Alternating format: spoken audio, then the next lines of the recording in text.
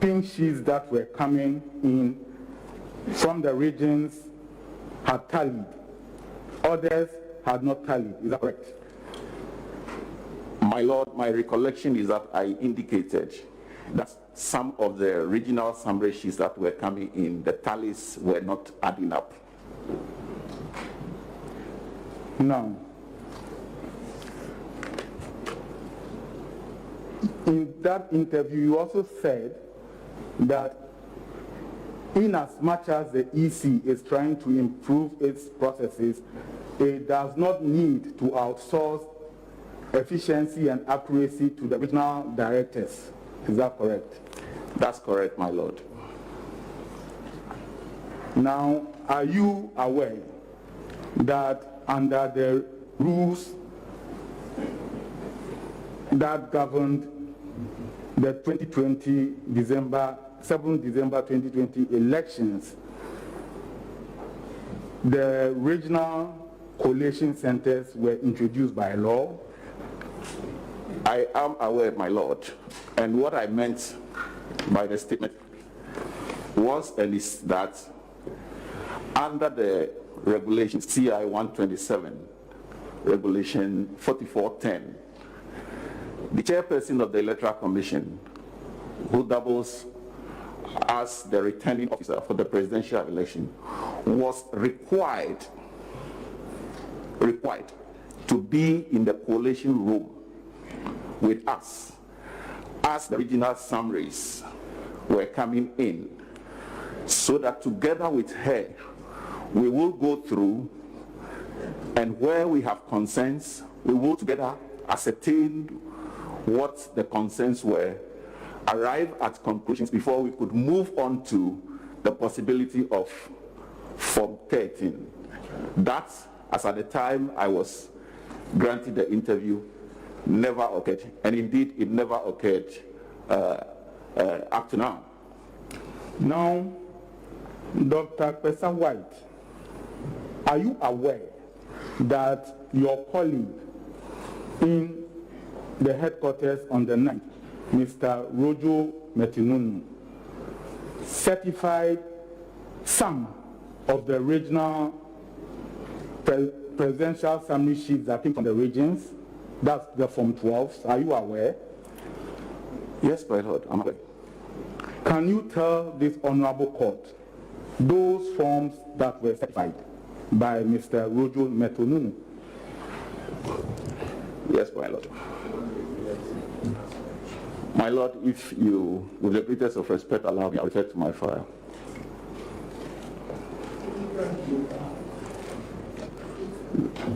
My Lord, which document is the witness referring to? I want to just be sure my Lord, give the correct regions.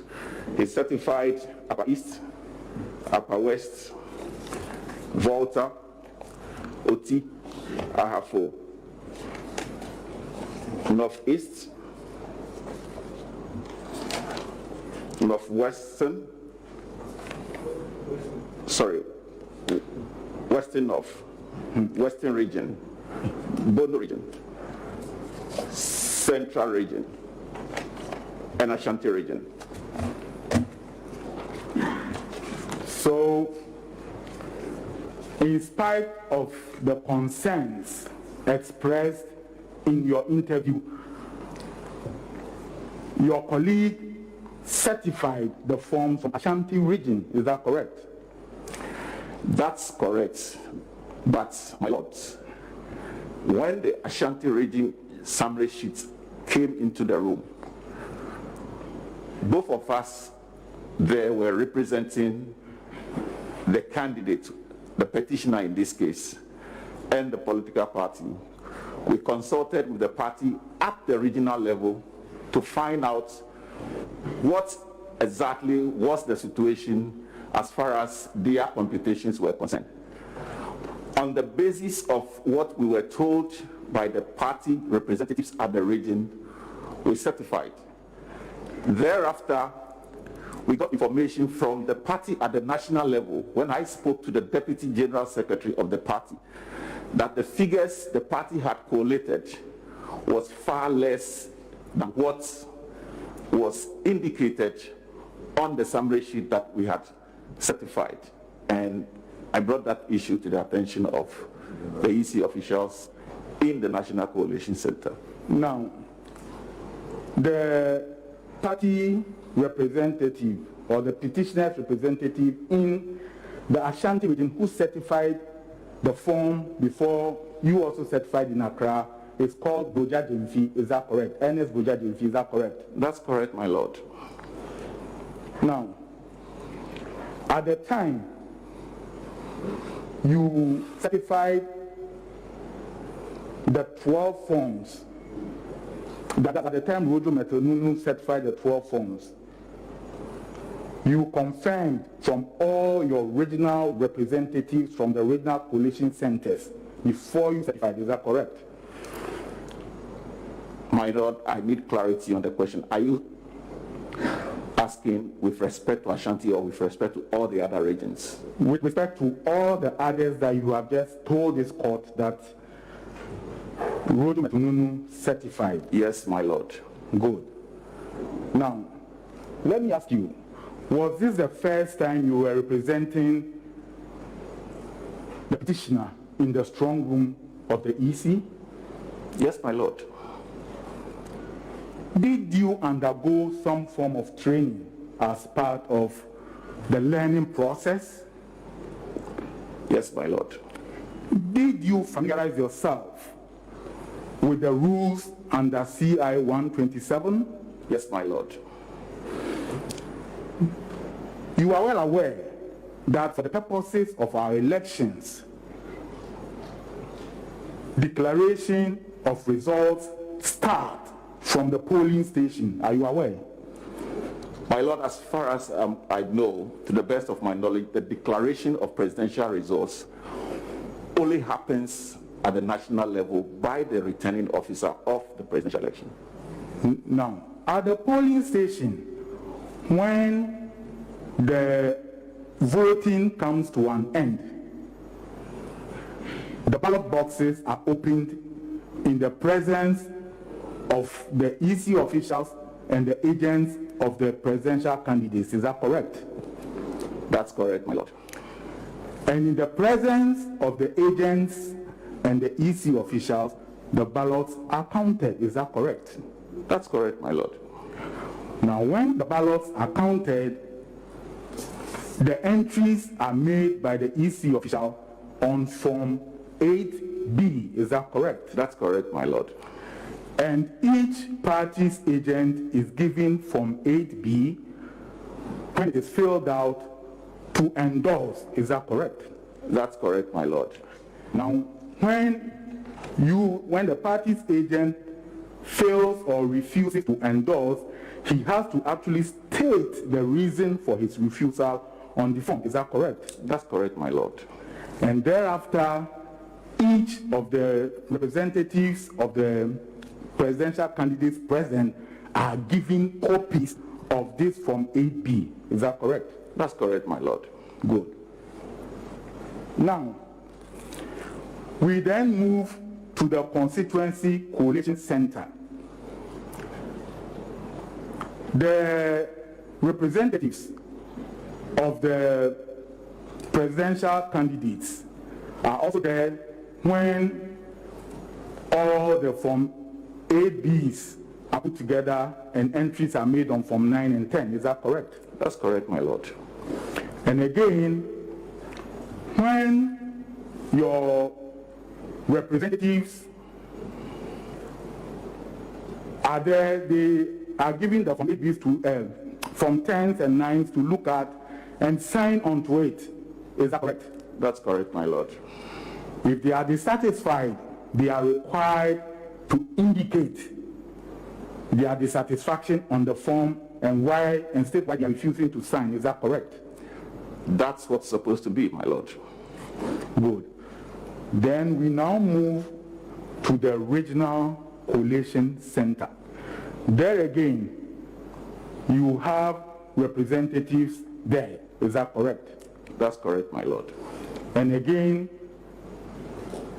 the constituency forms are entered on Form 11 and Form 12. And again, we go through the process of either signing or refusing to sign and stating reasons. Is that correct? That's correct, my lord. And copies again are given to the representatives. Is that correct? That's correct, my lord. Good. And then where you were sitting at in the National Coalition Center, these Form 12 are brought up. That is correct. That's correct, my lord. Now,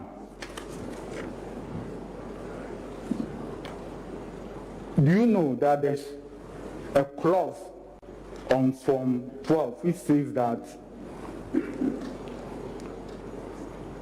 the representatives join the regional coalition officer to declare that the results contained on those forms are a true reflection of the votes tallied from those regions? Are you aware?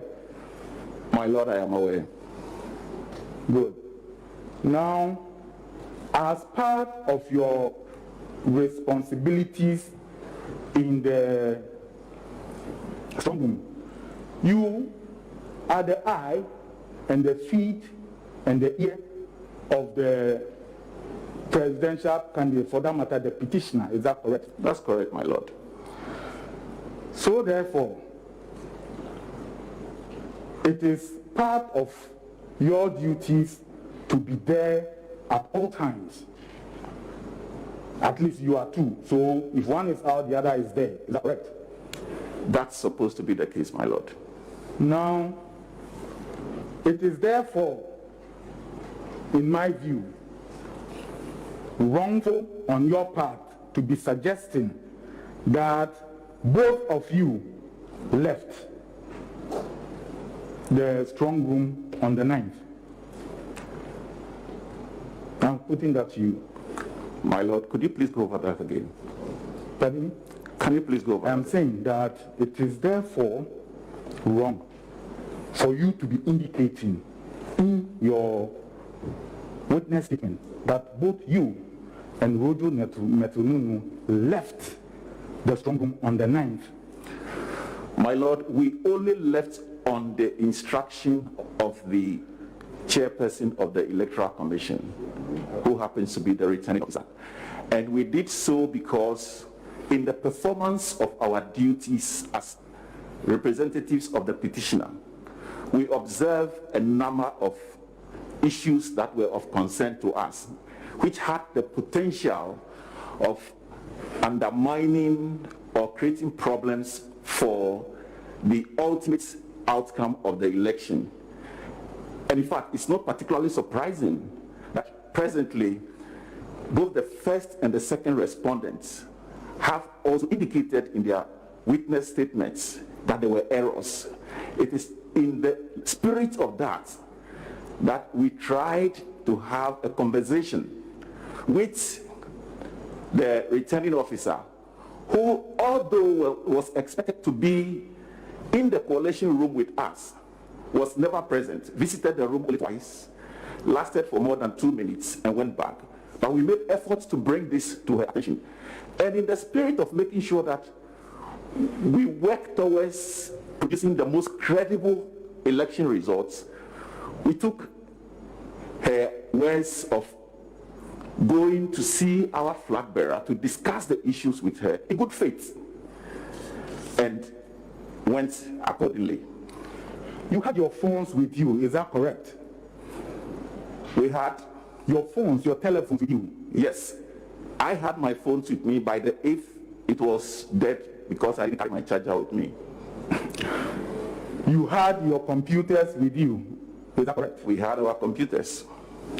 There were journalists moving through and fro in that room, is that correct? That's not correct.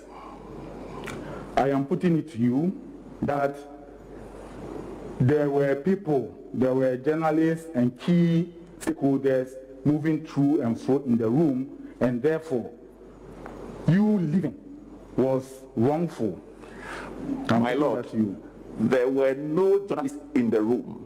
I recall that there is a gentleman in the room who was doing videoing of what was happening, virtually there for the entire period we were there. And at some point, this gentleman was calling agents of the candidates, asking them to express their views on the process as it was happening. Of course, we declined that particular invitation. Journalists were not allowed inside that room. Now, I granted 2 interviews, but in granting those interviews, I had to make sure that I asked somebody to call those journalists for me so that I could express to them what exactly it is that we were experiencing. yes. Now, it is not true that you were instructed by the chairperson, who was not your principal, to leave the room. It is not true. My Lord, it is true. I have no reason for lying. The reason is simply this. When we were leaving the room, we informed in the open room to the hearing of everybody, I believe, that we were instructed by the chairperson of the Electoral Commission to go and consult with our flag bearer, who is the petitioner, on the basis of our observations. And thereafter, she was going to make sure that she sends a rider to bring us back to the strong room because of the potential of traffic. Then, therefore, when we finish the process, then the results could be announced. Now, on the basis of this, when we were leaving the place, we left our laptops. We left in only one vehicle. I left my vehicle in the presence of the Electoral Commission. Why would we leave our laptops and our working tools in the place when, if we were not actually instructed to go? Besides, there were representatives of the Peace Council and there were observers in the room. And I personally approached one of the representatives of the Peace Council and informed him that this is the situation now and that we were going to be back. Indeed, we returned to the place in about 45 to 1 hour, only to have the strong room completely deserted, everything packed out. And yeah, that's what it was. Do you know that even as we speak, there is not a single complaint of refusal to sign from 12 from your candidates, from the representatives of the petitioner? Do you know, even as we speak in the court? My lords, with the greatest of respect, the representatives of the candidates at the regional level, I believe, is what you are referring to. Yes. But in the strong room, we were also there to carry out due process. And that is to say that it does not necessarily mean that once forms come from the regional level, signed or unsigned by our representatives there, we must or should automatically also endorse it. We were equally required to do due diligence, because between what they have signed and what had arrived in the room, we needed to be sure. And so, with the greatest of respect, my lords, even though they signed, I don't think that that necessarily mandates us to sign every form that arrived. I am repeating this question for you, that as we speak, all the 12 or 13 from 12 that were endorsed by your regional representatives did not have a single complaint beside it. I'm putting that to you. That's not correct, because there is, with the greatest of respect, if I could refer.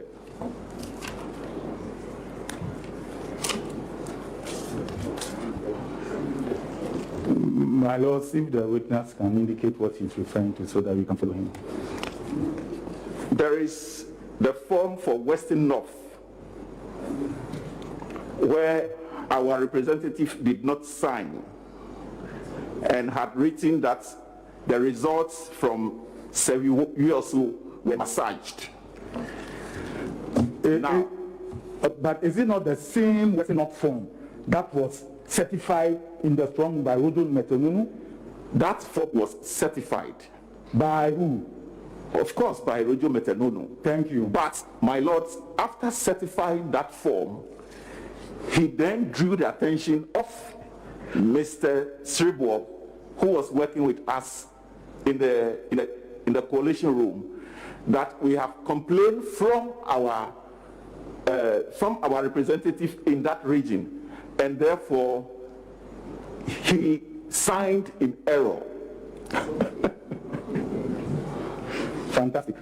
Now, you are well aware that by all these forms that we have gone through for the court, you either sign or you indicate refuse to sign on the forms. You are well aware. Yes, my lord. You are well aware that failure or refusal to sign or just leaving the form blank was not an option. You are well aware.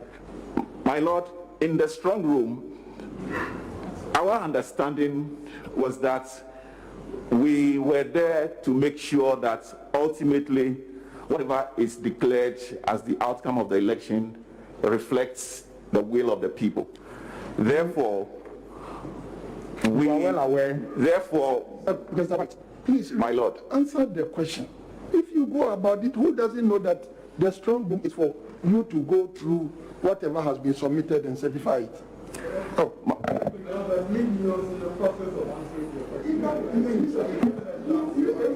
Be allowed to give a lecture before he answers the question. Right, you answer, and then if you have an explanation. Yes, you explain. Thank you, my lords.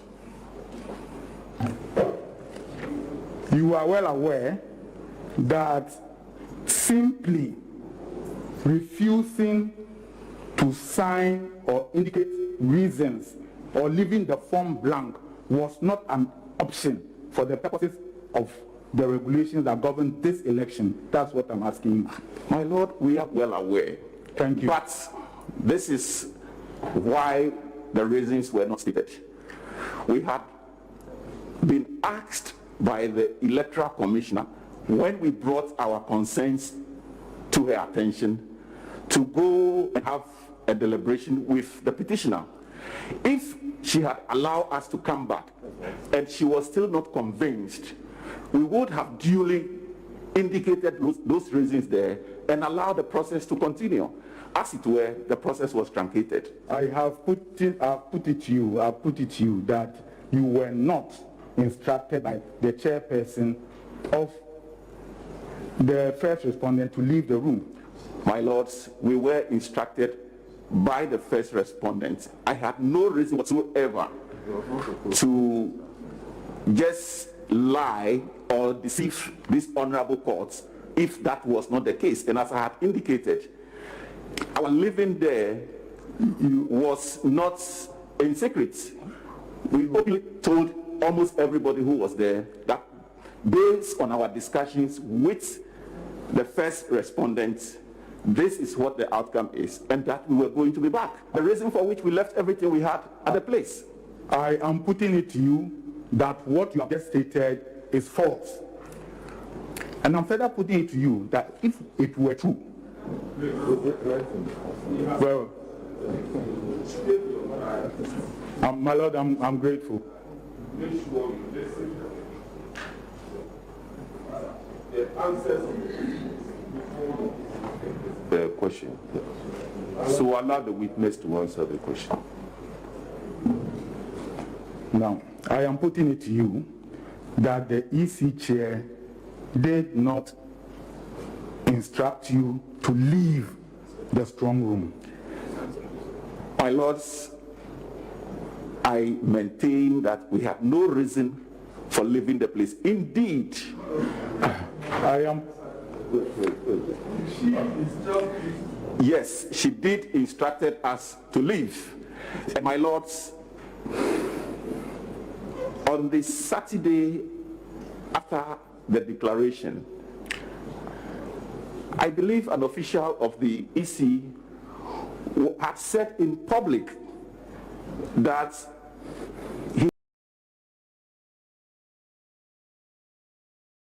he had seen Mr. Rojo Metonu gone to the Electoral Commission chairperson whilst we were there. Of course, this official may not be privy to what they discussed, but I can say and maintain that it is on the basis of her instruction that we exited the place. I am further putting it to you that if what you were saying had any iota of truth, you would have provided at least one wee bit of corroborative evidence. I'm putting it to you. My lords, the evidence is the fact that in leaving the place, we left everything we were working with. How's the results before we returned? But beyond that, my lords, at the time we were leaving, we had not come anywhere close to even knowing who had won and who had lost. The reason being that we were in the process of looking at region by region by region before we could move on to Form 13. As it were, and as it is now, we have never been presented with Form 13. We have never seen Form 13. We have never had the opportunity to actually have all the candidates and their results listed on Form 13 for us to vet again. The entire process was truncated. We were there to make sure that we had this thing down to the end. The only reason we left was because the first respondent had asked us to do so, and we did so in good faith. We did so in good faith in the interest of our democracy. You see, on that day, you never spoke with the chair of the EC, did you? Yourself, you personally, you never spoke with her. My lords, we were there working as a team. Please answer the question. I'm saying you. I, as an individual. Yes. You didn't speak with her. I did not speak to the EC chairperson personally. Thank you. Thank you. Now, do you know why the forms had signed, or if you refuse to sign, indicate a reason? Do you know why? Do you know? I don't know. You don't know? Well, let me tell you what it is. The reason is that if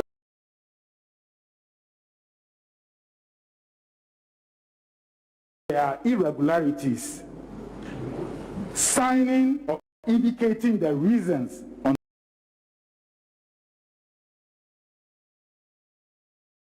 the form, it will go to the next upper level and it will come to the notice of the EC officials there for resolution. I'm putting it to you. My lords, as far as we were concerned, we were not given the opportunity to exhaust the processes that we were undertaking in order for us to come to a conclusion that our issues were not resolved, and therefore we were going to list them on the form. Now, I am also putting it to you that the form officials, and this becomes a certified complaint, if indeed there are complaints on it. I'm putting it to you. My lords, could you please take the question again? I am saying that once you have earlier agreed that if you indicate a refusal or you sign, it goes to the EC official who countersigns it. And I'm saying that if the EC official countersigns it, it becomes a formal complaint in the system. I'm putting that to you. My lords, that's why I'm saying we never got to the point where we could have indicated the reasons on the form. That opportunity was denied us. That, you see, you didn't get the opportunity because your very agents and representatives in the regions whom you are trying to discredit in this court endorse the forms without complaint. I am putting that to you. My lords, I am not trying to discredit our agents in the regions. I am saying that what happens at the regional level, which is the third level as directed in the first respondent statement, now happens at that level. What happens at the national level, there is a reason why we were to be there. It doesn't mean that what comes from the regional level could be devoid of errors or mistakes. And it is in the process of going through that we identify material irregularities that we were bringing to the attention of the chairperson of the Electoral Commission. Now, simply walking away or melting away, as you did, was not an option for the purposes of the forms. My lords, if walking away was an option for us at any given point in time, we probably would have done that long ago. We had never at any point in time imagined walking away, and we never walked away. We only we only exercise the option of going to see the petitioner because the first respondent had asked us to do so, and we had no reason not to believe that she was acting in good faith, only for us to realize we were deceived into getting out of the place. Besides, the reason why we believe strongly that we were deceived was originally the announcement of the election results was scheduled to take place at the International Conference Center. We were all told, everybody was aware. We were all prepared for it. Less than 10 minutes after we left the place, as I was told later by others who were in the room, the chairperson, together with the officials of the EC, came to call them upstairs and hurriedly announced the results. This, for me, indicates that there was a deliberate decision to deceive us. Melting away or walking away by you two, you and Rojo Metonumo, was in the relation of your duties to the petitioner. My lords, we never walked away. As a result of you being in the relation of your duty, you then concocted this story and fed it to the petitioner, leading to the filing of this ill-fated action. My lords, if this was ever a concocted story, we would not have left our laptops and our working tools in the EC's premises in the strong room. If this was a concocted story, we would have left in our individual cars. If this was a concocted story, we had no basis telling everybody else in the strong room what the deliberations between us and the returning officer was and why we decided to do what we're doing. Besides, some of the agents, after telling them that the chairperson of the EC asked us to go consult with the petitioner and come back, had told us that, oh, we hope you will come back in time so that we can complete the process. So there was no reason why we would at any point in time on our own walk out of the place, my lords. So, yes, my lord. Because the word keeps changing. What exactly is your evidence? Are you saying that the chairperson of the first respondent instructed you, asked you, advised you to leave the room? What exactly are you saying? My lord, I take it as, because in some instances you say instructed, in others you say asked. What exactly? My lord, she instructed us to go and consult with the petitioner. The chairperson of the first respondent instructed you? The chairperson, yes, my lord. Secondly, Mr. White, may I ask you to, may I ask you to be a bit slow in your answering because the recorders, yes, have to work. My lord, unfortunately, I can't tell who is talking. Who is talking? I can't see or whoever was talking right now. I don't have to see. Oh, okay, I see. All right, that's fine. I couldn't hear voices, so that's why I'm asking. I wanted to be sure it's an accepted comment. I think it's because the camera is locked. You couldn't see. Your time. Okay. It's been recorded. Okay. I'm grateful, my lord. Now, you see, you never left any property of yours in the strong room. I am putting that to you. My lords, we left our laptops, calculators, and bags in the strong room. I personally left my vehicle within the premises of the EC. And by the time we had returned to the place, in fact, if we did not leave any properties of ours at the place, why would we have returned to the place in the first place? Then there would have been no basis to return to the place. We went back there to get our things. You see, you didn't leave anything in that place because that was the place that Form 13 was posted at. I am putting that to you. My lords, Form 13 was put at where? The very strong room that you left. That was where Form 13 was posted at. My lords, I need clarity. This is unclear.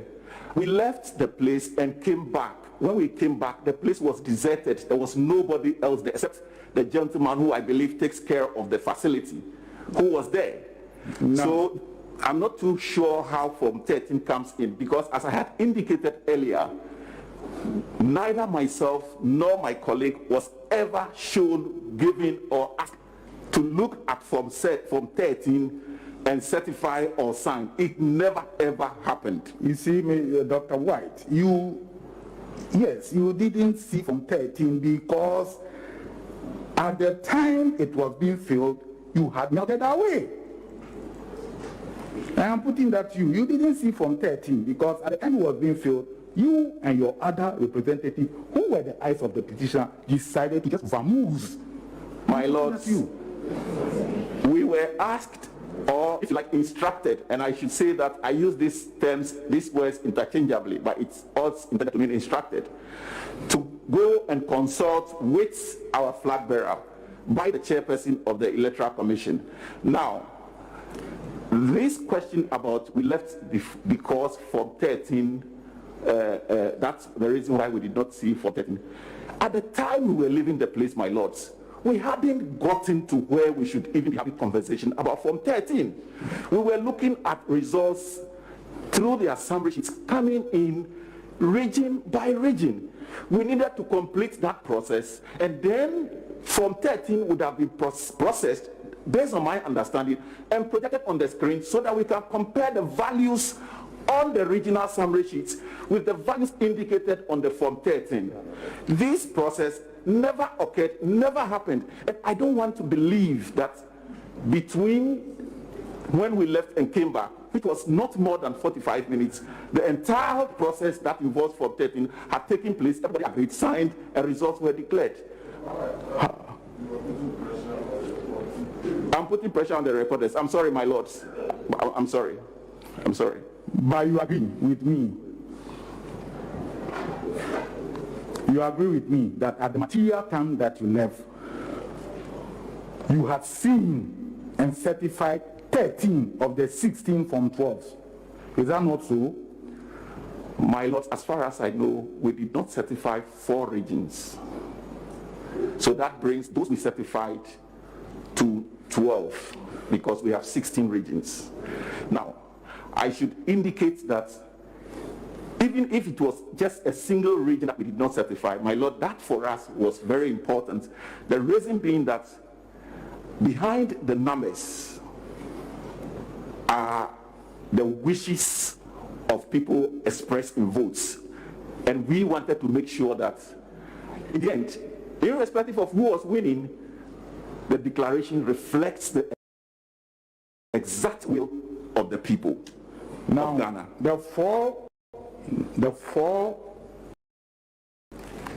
Form 12s that your original agents did not sign, they also did not indicate the reasons for their refusal to sign on those forms. Is that not so? My lords, may I refer?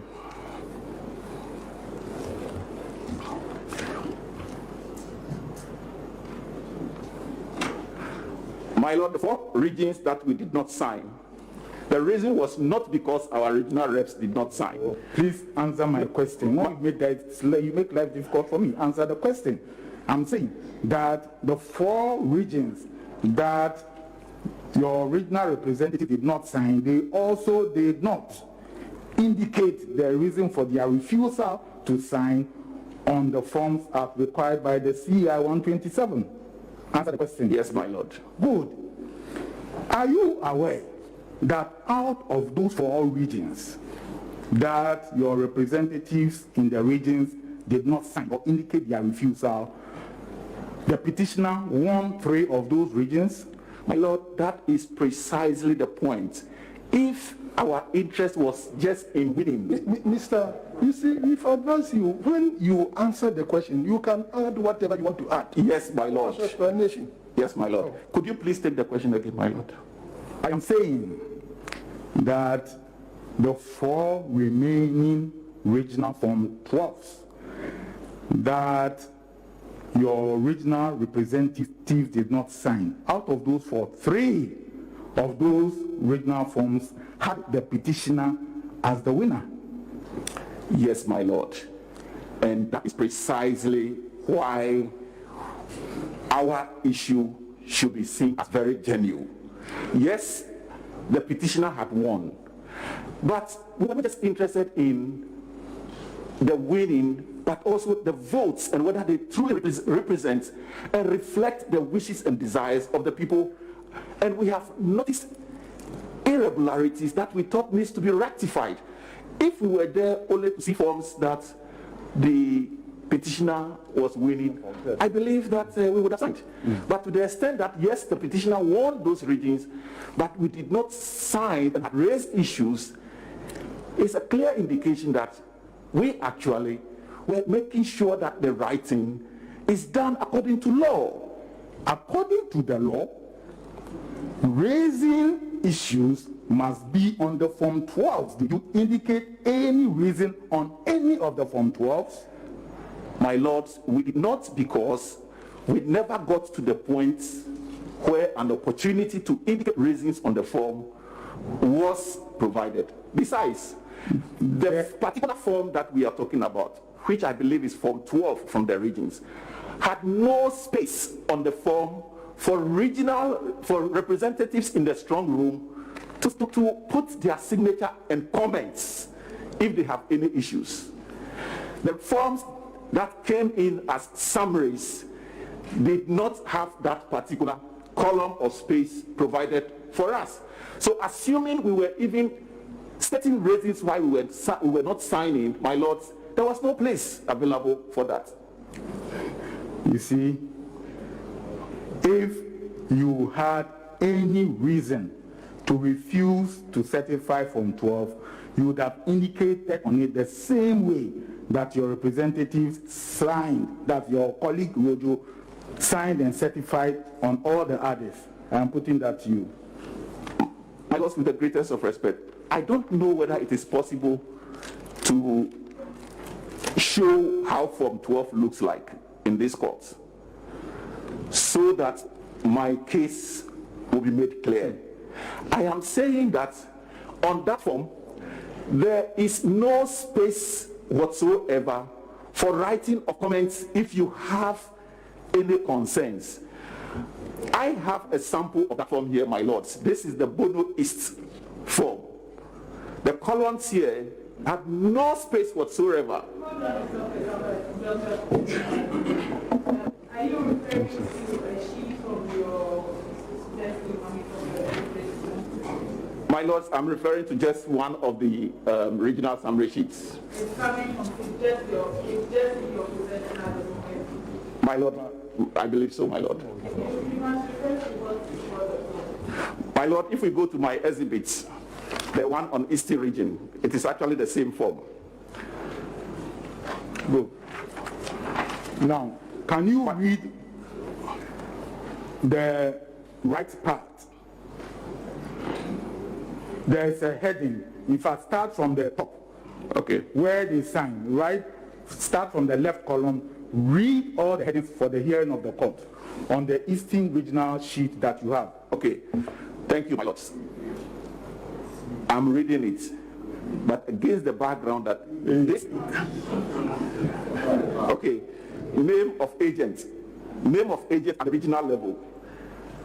Party, name of party or candidate. Signature of the agent at the regional level. Reason if refused to sign at the regional level. Thank you, my lord.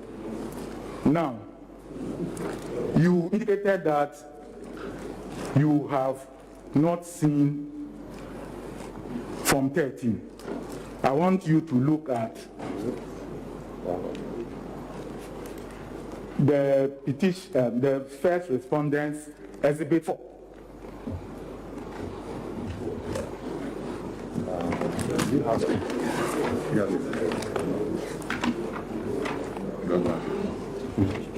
Could you please, my lords, can I please have a copy? Okay. My lords, whatever is being shown to him, we need to know what is being shown to him, because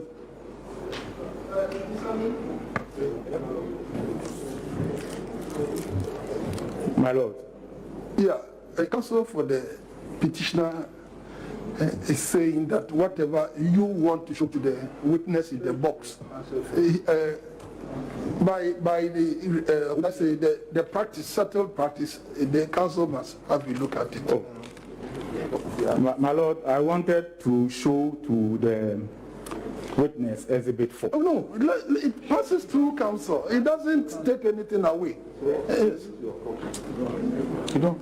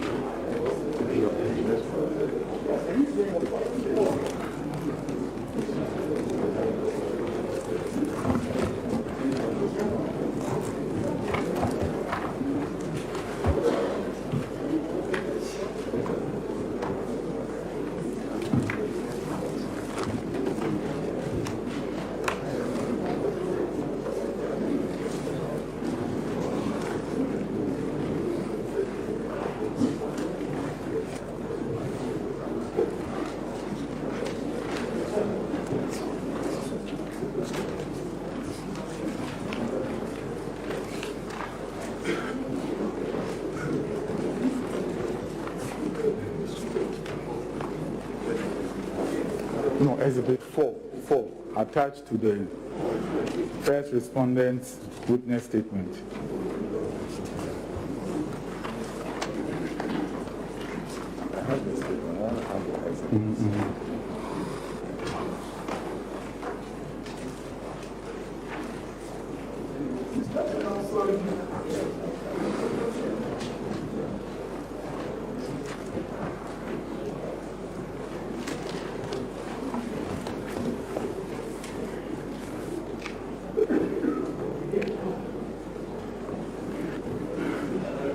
You are looking at the Form 13 regarding the 7 December 2020 elections, Exhibit 4. Is that correct? My lord, that is not correct. Now, the Form 13 was signed by 8 of the agents present at the time, the form that you are looking at. My lords, that form is not in evidence at this stage. I thought that he was showing it to him in order to raise some issues about credibility, maybe if he had signed it or something like that, but that form is not in evidence. And he cannot be asked questions about the contents of that form. It's not in evidence, my lord. And the witness has stated quite clearly that no such form was presented at the time that they left. So that form cannot be the basis on which he can be asked to make references as to the... With respect, I wish to withdraw the document It's from not you. yet in evidence. That's what you are saying.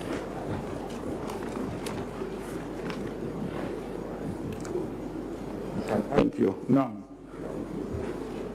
you see, at the time on the 9th that Form 13 was filled out and signed, you and your colleague Rojo Metununu had left the commission. My lord, at the time this form was prepared, which by the way we don't know what time it was prepared, we had been instructed by the first respondents to go and have deliberations with the petitioner on the basis of the irregularities that we have identified and had asked and had brought to her notice. I am putting it to you that the first respondent's chairperson never instructed you to leave the commission. My lord, the first respondent did instruct us to leave the place. I am further putting it to you that you indeed did not even personally speak to her. She cannot instruct somebody whom she hasn't seen. Yes, my lord. Yes, my lord. Yes, my lord. Now, Yes, my lord.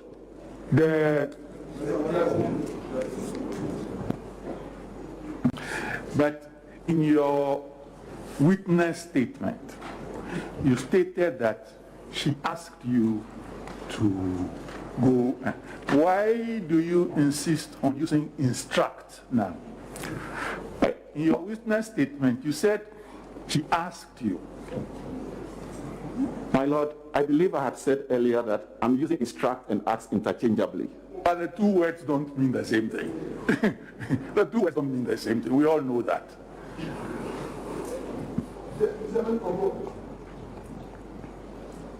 Now, I am putting it to you that all the figures on Form 13 is a summary of all. Come back to the figures on Form 13, which is not in evidence. That's impermissible. Mr. Chikata, he has recognized that he received training for his role. So I don't think that the question refers to a specific Form 13. Form 13 is a generic form, isn't it? I was listening to the question that he asked, So was I. and I did not hear him say a generic Form 13. Neither did he say the specific one. So let's see what the witness In the says. context, the only Form 13 we've been talking about in the last 5 minutes is what he sought to tender. So in the context, I think, in order not to mislead the witness, if he's talking about a generic player, so that the witness... That's appreciated. My lord, I will address the court on it. Now, you were not present at the commission because you left when you realized that the petitioner had lost the election. My lords, that cannot be true because at the time we were instructed to go and have deliberations with the petitioner in that room, we had come nowhere close to knowing who had won and who had lost because the totals as they were coming from the regions had not been put together, and of course there were issues with some of them. So we couldn't have even put the totals together and decided that candidate A or B had won the election. So there is no reason why anybody should believe that we had left because we noticed that A or B was losing the election. Besides, we did not go into that room with a fixated mindset that by all means our candidate must win. We went to the room to make sure that whatever the summary sheets that were coming from the regions were reflects the true will of the people who went out to cast their votes on the 12th of December 2020. You see, the fixation that you have is what you have just displayed in this court. Now, let us go to your exhibit that you have attached to your witness statement. Mr. Esiedun Ketia asked me to ask you about how that letter came about. My lords, as we began noticing challenges with the summary sheets that were coming in, we considered it proper to relay the information to one, the petitioner, and two, the political party on which he stood as the presidential candidate. And as we relayed to them, we also told them that we had sought audience with the first respondent. I should say that we sought audience twice with the first respondent.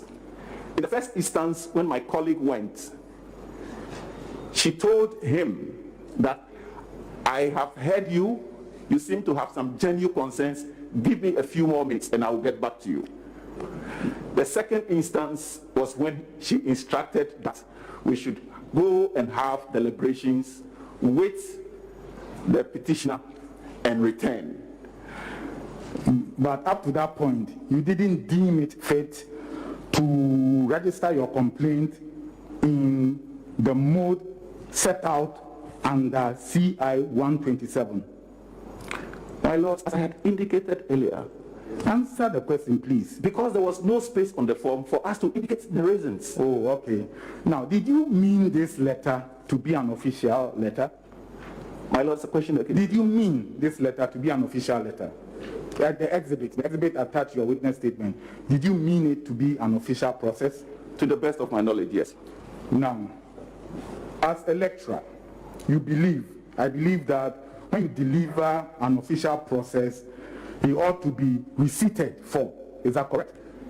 That is correct, my Lord. Now, look at your document and tell us where it is indicated that it was received. At the headquarters or any other branch of the first respondent. Indicate for me. My Lord, there is no indication of it on the letter, but it is important to be cognizant of the circumstances of the time between the 7th and the 9th, if not earlier. The entire Electoral Commission's building was cordoned off with heavy military and police presence. That made it almost impossible for anybody to ply even the public roads that were just beside the Electoral Commission. Now, when the letter was written, at the time the letter was being brought, we were on our way to hold consultations with the petitioner. The letter was brought in by the Deputy General Secretary of the party in... You are saying in one breath that you were not there. Yes, my Lord. How can you give this evidence of who brought it there and all of this? My Lord, I am speaking in respect of what I know happened. Yes. You were not there. My Lord, I believe that not being there does not necessarily mean that I will not have knowledge of things that may have occurred. No, you can't. Unless you tell us how this knowledge was acquired. The knowledge was acquired through interactions with those who were directly involved.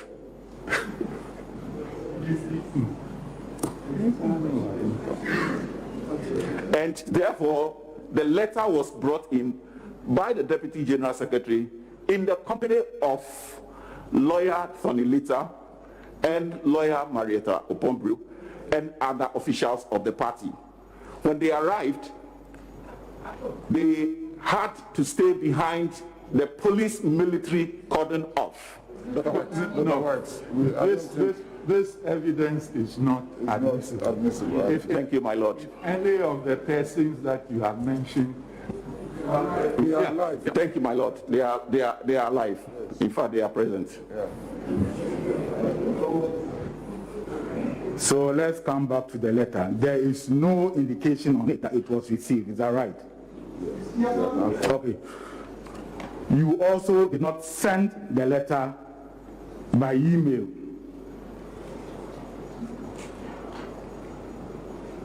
To the best of my knowledge, no. You see, I am putting it to you that this letter was put out by you, your party, in the public domain to create a certain scenario in the country. It was never received by the first respondent. That is not correct, my Lord. I am further putting it to you that this letter was generated by you in order that you will hide your failings as an agent of the petitioner in the stronghold. That's not correct, my lord. And I further put it to you that this action came about as a result of your failings and the falsehoods that you have peddled. That's not correct, my lord. And I'm further putting it to you that you are not a truthful witness. My lord, I am a very, very truthful and credible witness. And finally, that the petitioner is not entitled to any of the reliefs. My lord, to the best of my knowledge, the petitioner is entitled to all of it. My lord, that will be all for the witness.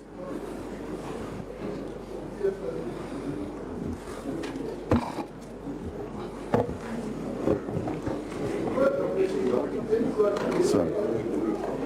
Yes, my lord. Second respondent counsel.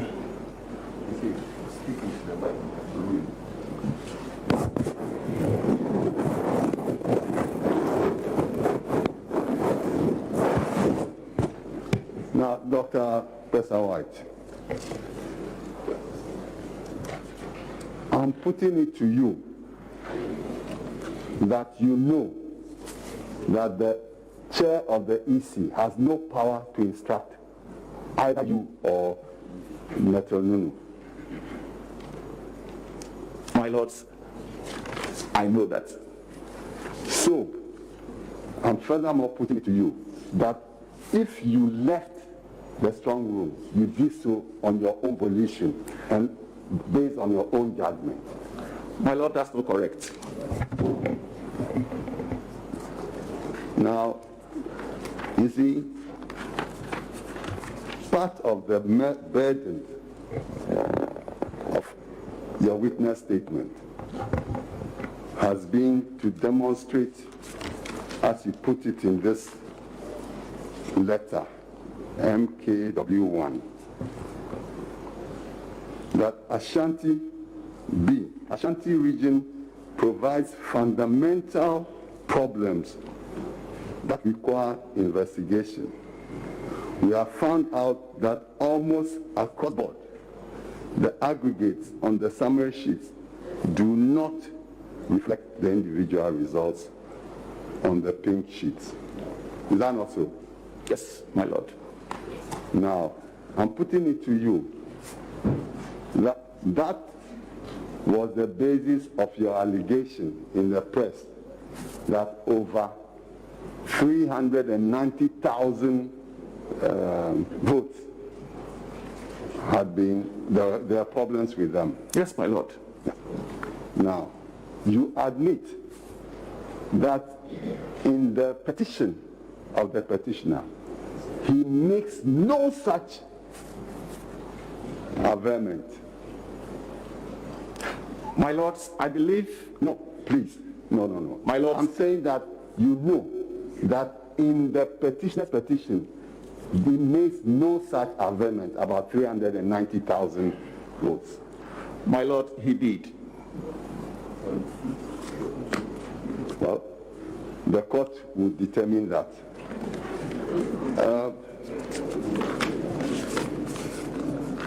Now, I'm also putting it to you that when, according to your tale, you were leaving, the two of you, one of you could have remained and the other have gone. Is that not an option? My lords, the weight of the issues we were going to discuss with the petitioner requires both of us to be present. So are you suggesting that if one of you went and said that, Mr. Petitioner, this is what the two of us have agreed upon, so what I'm relating to you is based on our common position, the petitioner would not have heard you? My lord, I don't know. That is a good question. Answer.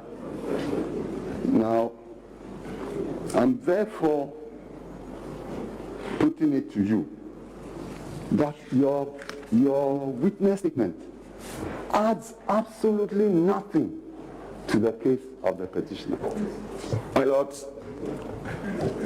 Mr. Kutomba, it's a matter for addresses. my lords, my witness statements. My lords, Okay, sorry. that will be all for the witness. Oh, thank you. But, my lords, can I?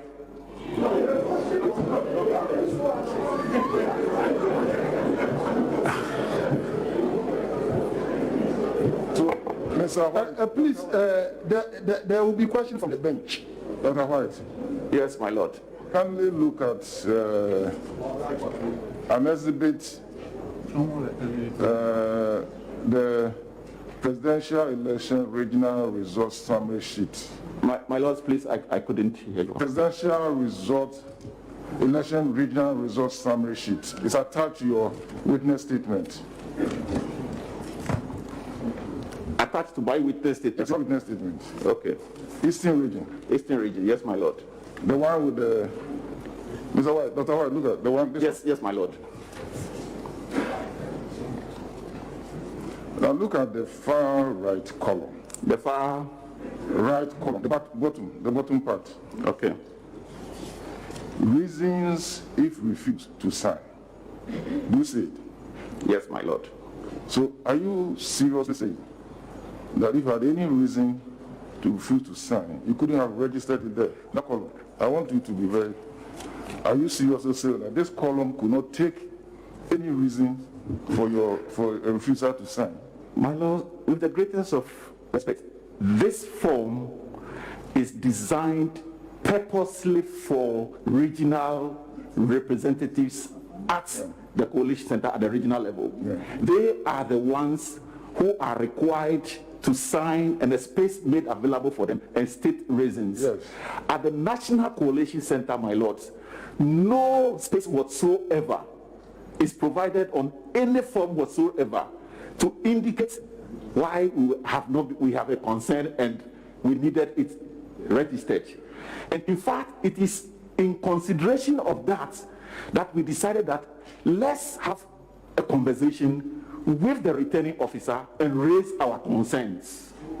So you agree with me that at the regional level, there is a space for parties representative to assign reasons for not signing? Yes, my lord, but not at the national level where I was a representative. All right. One minute. Professor White. Yes, my lord. You said you received training or before assuming your duties. Yes, my lord. So you've seen the Form 13 before? Form 13. Yes. I have seen the Form 13 during the training process, yes. All right. I'm going to show you a copy of the Form 13 that has been brought to this court. Okay. It's not in evidence yet, but I'm going to show it to you. Please show it to his lawyer and then show it to you.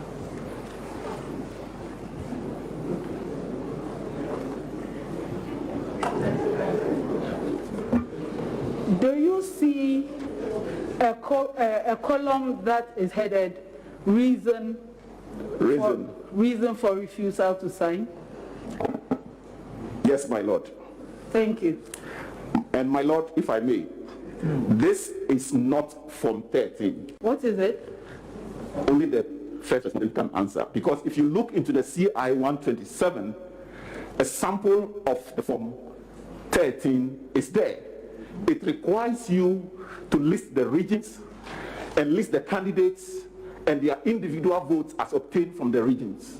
This form only listed the candidates, the votes they obtained, and then subsequently had agents and the candidates and signature. So this is not... So when you say that the Form 13, as you know, it doesn't have a place for indicating your refusal to sign, you are thinking about what is in the law? My lord, I have not said... My lord, I have not said the Form 13 as I know it. I only said we were not given any form in the National Coalition Center that requires or has a space for us to sign. Thank you. Thank you, my lord. Let's see.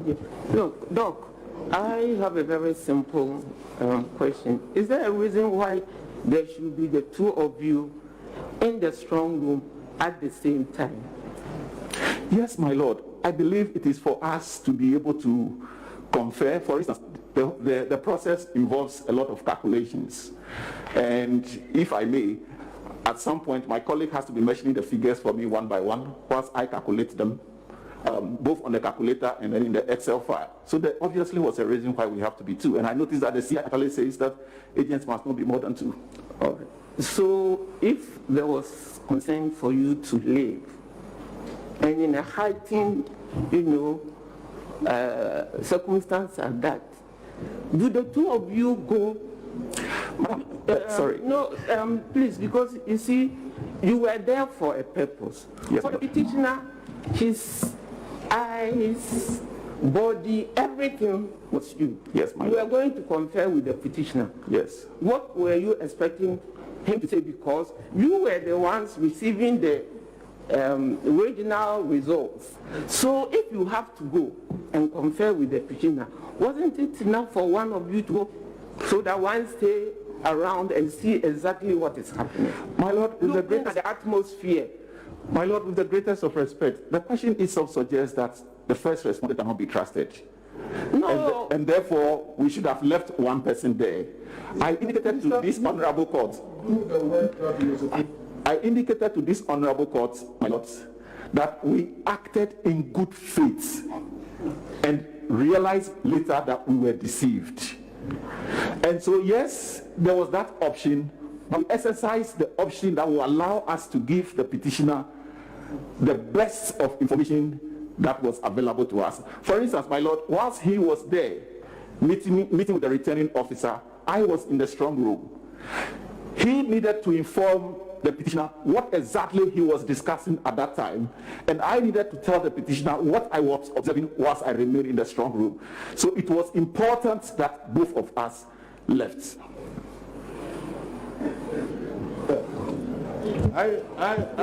Doctor, I want to be very clear on some of these issues.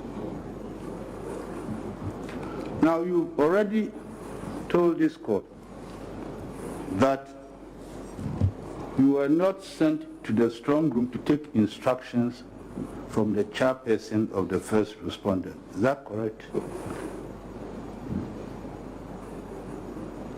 Your presence in the strong room was to see to the cause of the petitioner, but not to take instructions from the first respondent. You were asked this question and you admitted, you said yes. And I indicated that. Please, you said yes, you were not to take instructions from the first respondent. My lord, yes. So, when the first respondent said, go and consult the petitioner, what were you going to discuss with the petitioner? You were in the strong room for a purpose. He told you to go and consult the petitioner. On what? I want to know.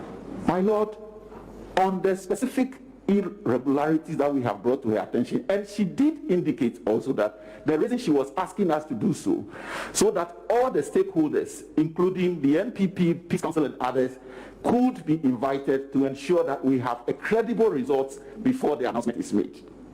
But you know that part of your duties in the strong room, at the end of the day, if you have refused to sign, was to indicate the reasons why you had refused to sign. But it appears to me that there is a particular side of this narrative that has not been very clear. I am saying with the greatest of respect that the forms that arrived in the room, and within that room itself, there has been no space whatsoever for us. No, I don't mean that. I am saying that at a point in time in the strong room, there will be a time for you to indicate your displeasures on what has happened. My lord, to the EC. We know that, and we had hoped to get that opportunity, but that opportunity was denied us. Please. Then, you see, would it be right for me to say that by taking contrary instructions from the chairperson of the first respondent, that what you are saying is true, you did not help the cause of the petitioner who sent you there? My Lord, I don't believe that is true. We were working in furtherance of making sure that the results that ultimately gets announced by the first respondent reflect and represents the will of the people. And if she asking us to consult with the petitioner is part of how we could get there, we were happy to do it. But then, seriously speaking, you did not take your training seriously. No, please. It's not an appropriate question. I want to be clear. You've gone to do a particular job. Then instead of doing the particular job that sent you there, you take instructions from somebody else. Then you leave your job. You see, that's what I want to find out. Then you did not help the petitioner. My Lord, with respect, his lordship is entitled to his opinion about what the petitioner did. In terms of factual evidence about what he did and the reasons that he had, he has answered. He has, in terms of his lordship can have his opinion. That's his opinion to have, and he can have it as well. But in terms of what the petitioner did and why he did it, he has answered the question. So I don't think he can be harassed with these opinions. Please, I take deference to that. I am not harassing the witness. It's not my duty to harass him. Well, I know that he has been sent by the petitioner to do a job for him. Then somebody tells you, oh, go to the petitioner and consult him. If the petitioner could do the work, he himself would have been there. That's what I want to find out. But how am I harassing him? Well, you're harassing him respectfully because the petitioner has indicated that it wasn't just somebody told them that go and talk to the petitioner. The petitioner has indicated that the returning officer... The witness or the petitioner? The witness. Thank you for the correction. The witness has indicated that the chairperson, not just anybody, the chairperson, who is the returning officer, was the person with whom his colleague had the conversation, and on the basis of that, they were sent to talk with the petitioner. And he has given every account of why they thought it fit that both of them should go. Now, so if repeatedly an opinion is being put to him, that is harassment of the witness, and that's not allowed. My last question. Thank you. My last question, Doc. Just by the way, what do you lecture at the University of Ghana?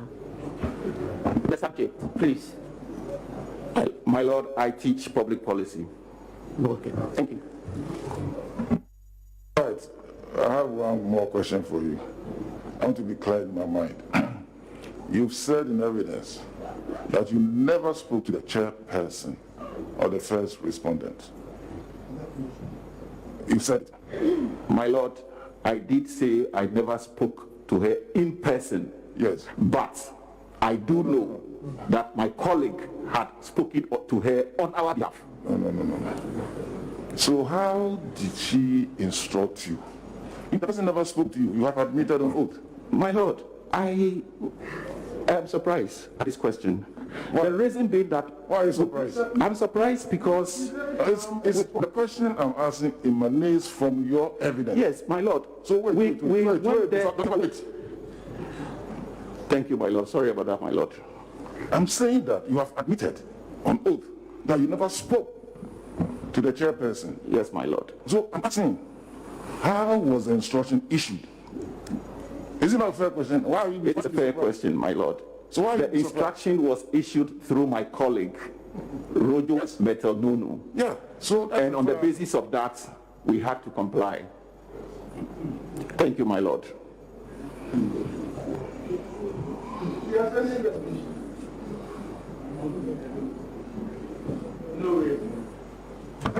No re-examination.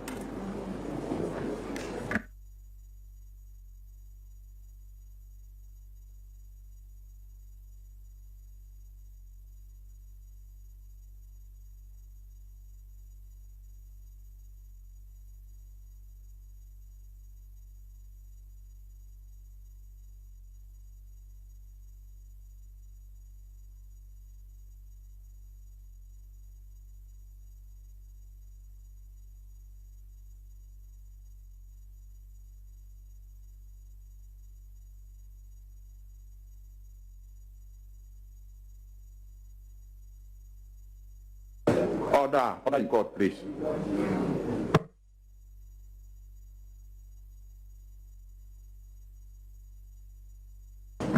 Counsel, may we know whether this is the last witness for the petitioner? My Lord, we have an application in respect of our request for inspection of certain documents, and the outcome of that application will determine whether we ask leave for a further witness, because we've only filed two witness statements, and we would need to ask leave. But the outcome of the application that we have pending will affect the decision that we make. Thank you. Yes, Mr. Amenuvo, have you been served? Yes, my Lord, we have been served. Okay. Yes, Mr. Kotampa. My Lord, have you been served? been served. Do you have any objection to the application? My Lord, with respect, can the witness be... Oh, let me discharge him. Yes. Can he be discharged? Yeah, oh, certainly. Thank you, my lords.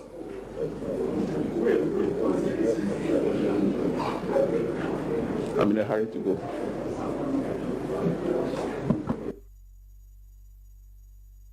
Thank you, my lord. Order in court, please.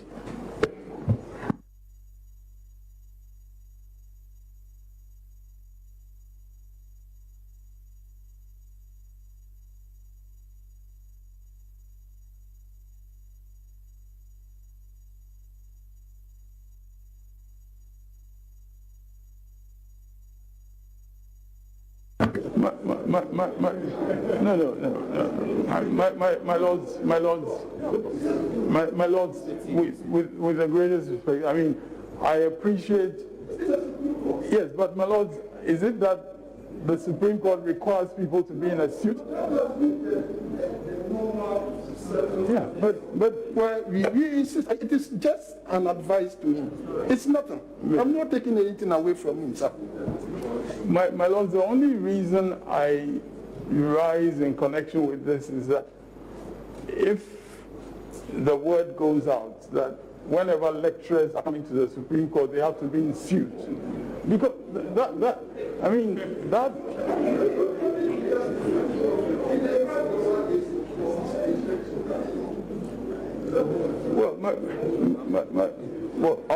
Order in court, please. No, we are raising the status of lecturers.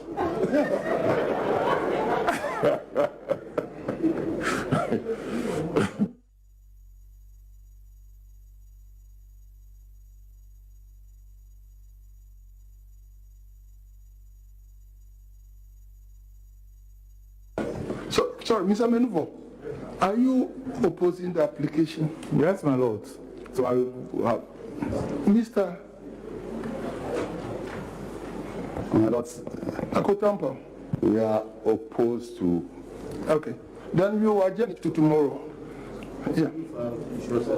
If you have any process to file. Mr. Chika? No, my lords. You have processes to file. Yeah. Please, we want to... sorry, excuse me. Please, do you want to have it argued today, or you...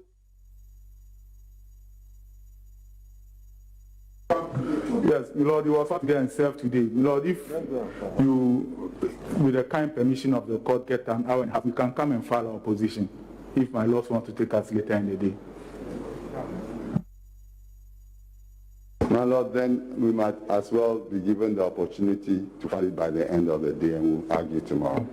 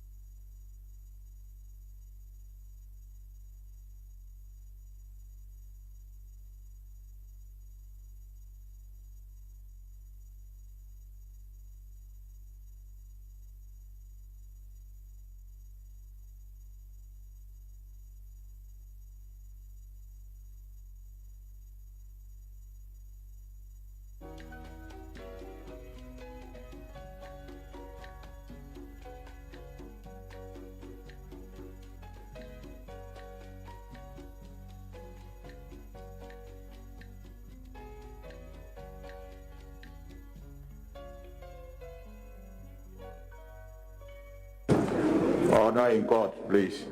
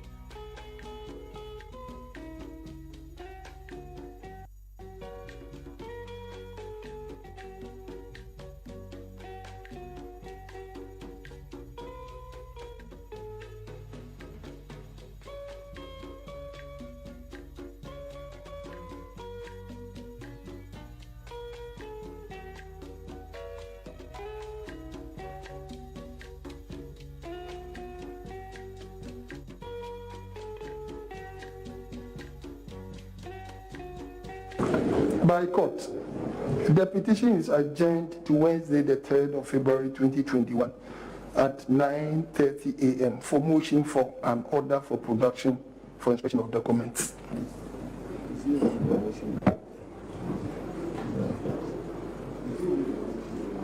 If after the motion there is the opportunity for us to continue, we may do so. Thank you. All rise.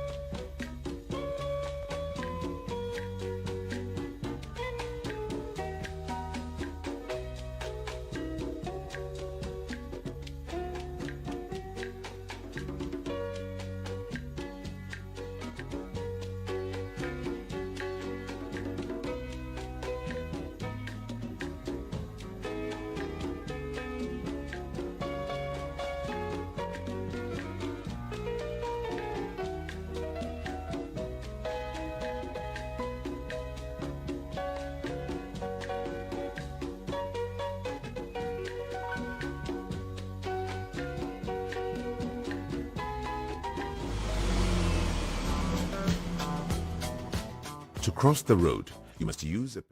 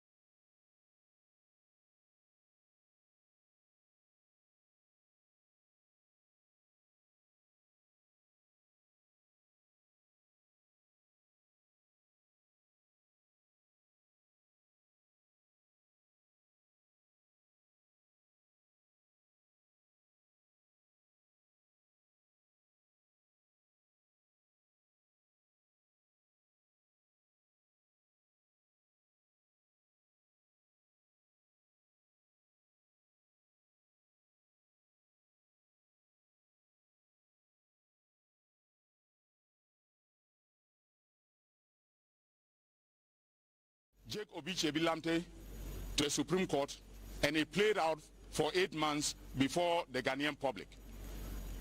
So what happened on that day when she decided that she was not going to wait for them, out of respect and courtesy and in accordance with due process of law, to consult with His Excellency John Dramani Mahama before coming back for them to redress the issues, that the concerns that had been raised, shows the utmost bad faith that she exhibited. It also shows that she was determined, and this bears repeating, she was determined that Bakuk or Bakruk, His Excellency Nana Addo Dankwa Akufo-Addo, would be declared the president-elect of the Republic of Ghana. Now, I am sure as you watched, there was a lot of, how would I say, questions relating to the so-called Form 13. Now, that is the presidential elections declaration of presidential results form. You notice, for instance, that counsel for the first respondent on his feet tried to smuggle in the Form 13, the so-called Form 13, through the back door, because that wasn't an exhibit attached to the witness statement of Dr. Kwesa White. When lead counsel for the petitioner, Mr. Tachuchi Kata, objected, and his objection was upheld, one of the justices of the Supreme Court, to our utter surprise, decided that that must be made an issue with respect to the evidence of Mr. Kwesa White, Dr. Kwesa White, sorry. And through her, the form was shown to Dr. Kwesa White. Now, ladies and gentlemen of the media, Form 13 is not a figment of anybody's imagination. It is a creature of statute. It is in CI 127. Now, Dr. Kwesa White made it abundantly clear, and I am sure this will come out during cross-examination, that what was shown to him was not Form 13. And counsel for the first respondent was in court. He did not object to the fact that Dr. Kwesa White described it vividly as a form other than Form 13. Now, what does that tell you about the credibility and integrity of the elections results that were declared by the chairperson of the Electoral Commission? If you can declare elections on a fictitious form, and I say fictitious advisedly because that form does not conform to CI 127. So where did she get that form from? We will leave that for you in your questioning of the EC, in your questioning of the second respondent, to elicit the information with respect to where that form was gotten from. Then also the venue of the declaration. It came out very clearly that the venue of the declaration was changed without consultation. They sent invitation letters earlier to all the parties. And we were all aware that the declaration of the presidential results for 20 December 2020 was going to take place at the International Conference Center. But because of the lack of good faith and the fact that she was operating from a predetermined position of declaring the results in favor of Nana Addo Dankwa Akufo-Addo, immediately our agents, the agents of the petitioner, left. She hurriedly went upstairs and declared the results in their absence. And now they are in court blaming our agents for leaving, even though it was at her instance that they left. And by the way, you don't need to communicate to two people before your message will sink. She communicated with Honorable Rojo Metilnunu regarding the consultation with the former president, now the petitioner. And so it was not absolutely necessary for Dr. Kwesa White to have had a conversation with her before proceeding to go with Rojo Metil-Nunu to see the former president. So if you saw the line of cross-examination by lawyer for the first respondent, and then subsequently, and unfortunately by some of the justices of the Supreme Court, indicating that Dr. Kwesa White ought to have been present when the conversation took place. That was rather unfortunate. And you saw some of the scenes that played out in court today, where the witness was being harassed left, right, center, because his evidence clearly was against the grain of the narrative that the EC and Nana Adorango Akufado's lawyers have been trying to put out. Why both of them left? That both of them left because they did not want to, they noticed that their candidate was losing. So we are here today in very high spirits. I can see from the, the faces and the body language of Professor Nana Jane Opogajiman and my chairman that we had a wonderful day in court. And I am sure that, in fairness, if this evidence is anything to go by, on Judgment Day, we will be smiling. Any questions? Doc, from the very beginning, when the EC chair was appointed, your party had raised concerns about her being fair during the elections. And you had a time where you had Dr. Kwesa White and the other representative being in the strong room, going to the EC chair to go and have conversation with her. You've always had doubts about her fairness. When she told you that you could go and meet your petitioner, with this precedence of you doubting her fairness, why didn't you allow one of your representatives to remain at the strong room whilst the other goes? Because you always doubted her fairness anyway. Right. Now, we did that. The witness himself explained why that is the case. And that was because the two of them played different roles as agents of the petitioner. And it was important that they both, would go and explain the concerns that had been, observed. So, for instance, if Rojo Metil-Nunu forgot something in explaining to the petitioner, then Dr. Kwesa White could fill in the gaps. And then also, we gave her the benefit of the doubt. We left in good faith because she was performing a constitutional duty. That's correct. And we thought that she would go by the letter and spirit of the Constitution, and that she would also go by the letter and spirit of CI 127, which requires that you don't finalize, okay, and sign off the results of a presidential election without the agents of the political party. These are time-honored principles and conventions that have been established within the EC and within IPAC for purposes of the declaration of results and for the sustenance of the credibility of results. That didn't happen. Yes, sir. Yes, sir. Thank you very much, Counsel. Having listened to the testimony of Dr. Kwesa White, most of his testimony bothered on information given to him by Mr. Rojo Metil-Nunu. Would you have rather presented Rojo Metil-Nunu as a witness? No, I don't think that matters. The fact is that there were two agents of the petitioner working in concert to advance the interests of the petitioner. And so relying on one agent's, information or advice with respect to what to do, for me, that doesn't matter.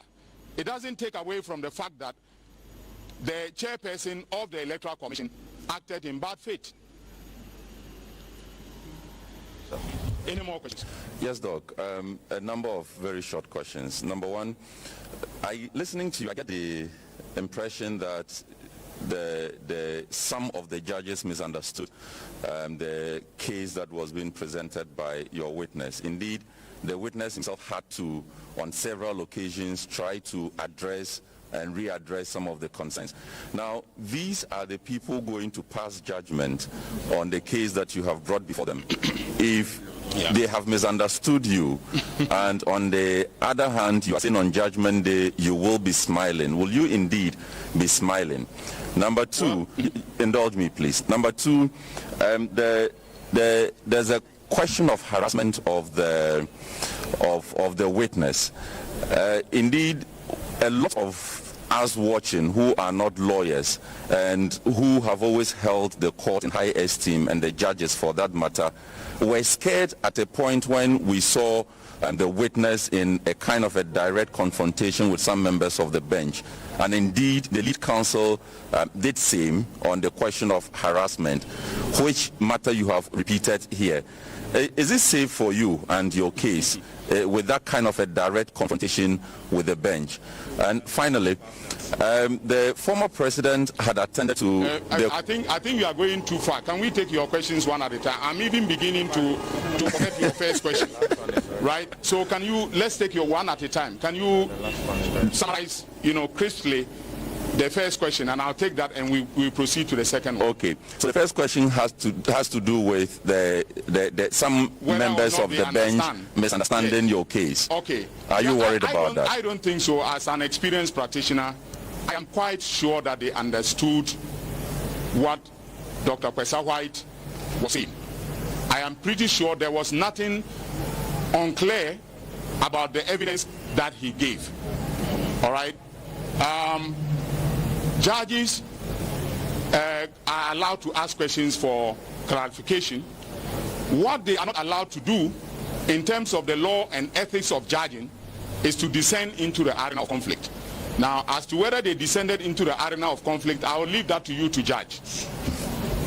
Number two, on the question of conflict and harassment, what we saw in court, for a lot of us who don't understand the court processes, is it healthy for you and your case? I don't think direct confrontation with the bench. I don't think that detracts from the probative value of the evidence that has been given. Okay, he did a good job of standing up. Okay, as far as the issues that he was called upon to address are concerned, he was very credible. He was eloquent. And you heard the judges saying that he should stop lecturing. Number three, finally, the former president, whose case it is, had attended to the court diligently up to the end of last week. The whole of this week, I haven't seen him. Just asking, where is he? And how is he? The former president is well, and carrying on, the business of being the leader of the NDC. Of course, the party chairman ably represents him on a daily basis. In fact, chairman has never been absent, and I am sure, and of course, the running mate is here as the person who was on the ticket with him, and she has not also absented herself even once from court. So there's no issue about representation. The former president is not required to be in court on a daily basis in order for his case to be heard. Otherwise, if that were the case, I'm sure the judges would have been asking where he is. Since they haven't asked, it's in order. Doc, you've put in a request to inspect some documents. Earlier, I had seen a process that was directed at the Electoral Commission. Right. If you could explain how this is different from that one. And secondly, looking through the list of the documents, are those not documents that are supposed to be in the custody of the petitioner through his agent? I also recall that this issue came up in the 2012-2013 petition as well. Yeah, that is so. You will recall that we filed a notice to inspect the documents. The notice was duly served on the respondents, and the first respondent in particular has custody of all those documents. And by the way, this is to inspect the originals. It's not about us not having the documents. We want to authenticate what was provided to us and what has been put on the website of the Electoral Commission. And that motion will be heard, tomorrow. So I wouldn't want to take up some time on that one. All right. Look, thank you. I'd like to help to break down one of the issues to the understanding of our viewers. It's got to do with the witness using the words asked and instructed. To ask is not the same as to instruct somebody. He used the words interchangeably. He doesn't work for the EC and therefore should not have been seen to be taking instructions from the EC. And if the EC actually asked him to do something, he wasn't compelled to do that. You've spoken about acting in good faith. Yet, as my brother asked earlier, you had expressed some unfaithfulness in the EC itself. And so where did the good faith all of a sudden spring up from? Okay, thank you very much. On the question of the difference between asking and instructing, I think Dr. White used instruct in order to emphasize on the fact that they accorded some level of respect because she is the authority, the ultimate authority. She is the returning officer under the Constitution. And all the political party agents in that strong room worked, if you like, on her instructions, on whatever directive she gave, to the agents. And so the fact that he used the word instruct does not in any way, suggest, that they were taking instructions from her instead of taking instructions from His Excellency John Dramani Mahama. Remember that the petitioner was their principal, and as agents they worked, directly to the principal and for the benefit of the interest of the principal. And so I don't think that it makes any difference whether they took instructions from her or they were asked to go and consult with the former president, and they duly complied. As I said earlier, they were acting in good faith. Little did they know that the person they were dealing with was acting in bad faith or intended to act in bad faith. Yes, and they came back after 45 minutes. Okay, and the question is, why could she not wait? Okay, we waited. This was on the 9th, right? We waited 2 days for the results. We could have waited another hour for the results to be credibly, compiled and released to the people of this country.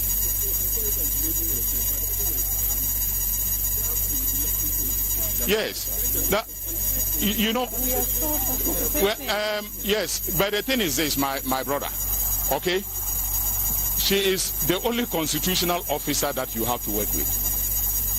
She is the sole constitutional officer that you have to work with. So the fact that we express, some reservations about her even-handedness and so on prior to the elections, doesn't mean that we could have stayed away from working with her. And we decided that we're going to work with her in good faith. She decided otherwise. All right. So thank you very much. Let me do that count quickly. Wait. Sorry. I'm say near a sea or cotton a Samoa. And Debia Samoa can say electoral commission. As our bonny team will possess a Quambias no Obama. Eye Nana Akufo-Addo aye president no enne wo hwe obemfo kwesa white ne nsamo de beto eye court enim no ede di pefe se edu ba bi kura no odada ye nipe na musifo no wo dem ho se omunko no omne eye John Dramani Mahama candidate no eno nkodi nkita ho esan nsem bia na o mapeja enko ye wo dem ho ewie kire no omusi abonten omukoya no enu sima mienu anamiensa kra no okoye and oko declare elections no na edika o se hunu se na wanye dika ka kira Ghana for in as election ye be declare no awo conference center ensu ka kira se nkodi nkita no mfamu ya mra no omusi abonten enu 45 minutes and omukoye na electoral commission dem ho a could declare at the end. And then so I say form will be or use to declare results no form no. And then judges no baako ebisa form no in electoral commission judge no na ye no say nko obisa ba obisa no ya ma no ho kwan because na ade no any evidence no and na ye na judge no opagya e say onhwe form yi na say form we no baby o wa ye say na form wa ode baaye no sa form no enye form wa ewo mrem form wa ewo mrem no enie CI 127 a kira form ko yem fan declare results no in this when you use a form and declare results na elect the results no e papa ana enye papa ni etwa to okura e atetia ene Dr. Pesa White oti adakanum na yeso na basa yeso na TV yeso na chi adentie sense asamo ka no o kire kwantre ni ni esi wodam ho Emma ye lead council owura Chatuchika the cross sorry ka say we atetia ne broni friend harassment no emfata say ebesi Supreme Court ba mu ina mu hui but enna ne esi no ye NDC for the em say ni age akoni ye senia na ye pe no kura no akyase edi ni nche ye kwa enim no kura na nkasa ebededi ya sa file application bi ye pese ye kokotwe electoral commission documents of the man na original na odemaye no ye pese ye kokotwe ochina na Supreme Court be hwe no ohwe no so a ye beto otefo ye dem ase. Thank you. Good summary.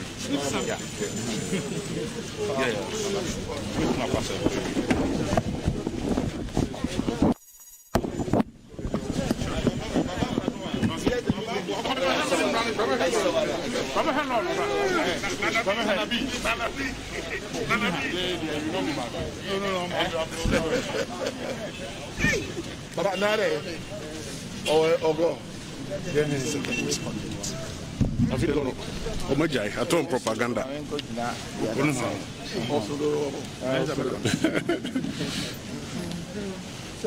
have a good balance today. Yeah.